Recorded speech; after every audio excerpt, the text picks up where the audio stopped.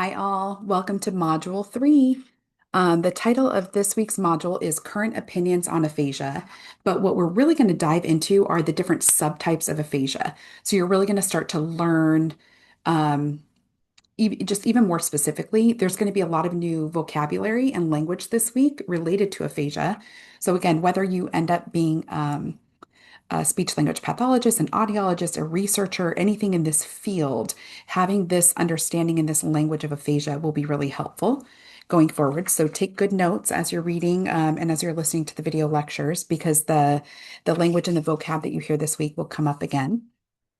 Um, Let's see. So you are going to have a lot of different videos to watch and study this week that are going to give you examples of these different subtypes of aphasia. So it's kind of cool because I think you're going to start to be able to connect the dots. Okay, so you're going to be using that house model that we already learned. And now knowing about the house model, you'll be able to watch and listen to how these different subtypes of aphasia look and sound. And then you can kind of challenge yourself to see if you can follow along with the house model as you're listening and watching people. I think that again, it's going to start to everything will kind of start to connect together. Okay. Same thing as last week. You're going to have reading and video lectures to watch by Dr. Rogalski. I would recommend watching the video lectures first because she really walks you through in a nice way what all the material is, and then you can go back to read to kind of add to that learning of what you heard from her.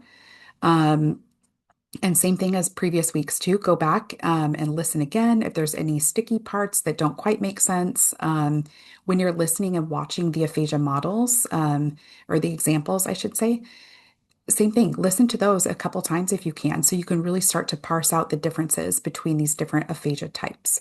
I think you'll really enjoy it. The other thing that we'll talk about in this module is bilingual aphasia. So you'll learn a little bit about how and why bilingual aphasia happens. And then same thing as with aphasia that we've been talking about, you'll just learn about the different ways that bilingual aphasia can present, the different characteristics that you might see, and really just main points and main concepts of things you really need to pay attention to if you're working with someone who is bilingual who has aphasia, because there's some important differences and important considerations, I should say, that you should really keep front of mind. Okay, so I think you're really going to enjoy the content this week. You're going to have a quiz like we normally do, and there's also going to be a matching and labeling activity or assignment for you to complete. The other thing that you're going to notice in this module is a study guide. So the study guide is completely optional, but I highly, highly recommend that you do it because it's going to help you practice and prepare for the final. And I know the final seems very far away right now, 4 weeks away. It's going to come really quick.